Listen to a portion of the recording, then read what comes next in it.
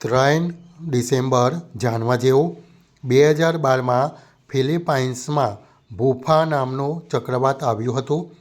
2008માં મુંબઈમાં 23 નવેમ્બરની આતંકવાદી ઘટના પછી મહારાષ્ટ્રના મુખ્યમંત્રી વિલાસરાવ દેશમુખે તેમના પદ પરથી રાજીનામું આપ્યું.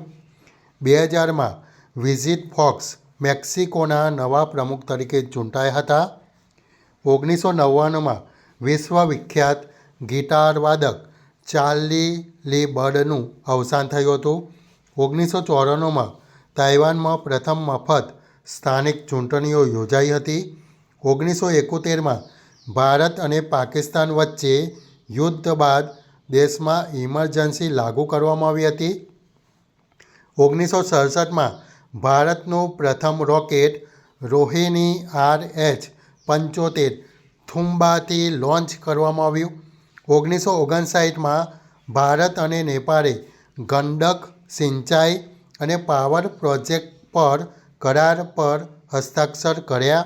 1910માં ફ્રેન્ચ ભૌતિકશાસ્ત્રી જ્યોર્જ ક્લાઉડેલ દ્વારા વિકસિત વિશ્વનો પ્રથમ નિયોન લેમ્પ પેરિસ મોટર શોમાં પ્રથમ વખત દર્શાવવામાં આવ્યો હતો.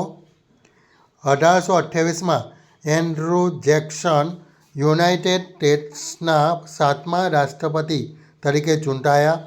1796માં બાજીરાવ બીજાને મરાઠા સામ્રાજ્યના પેશવા બનાવવામાં આવ્યા.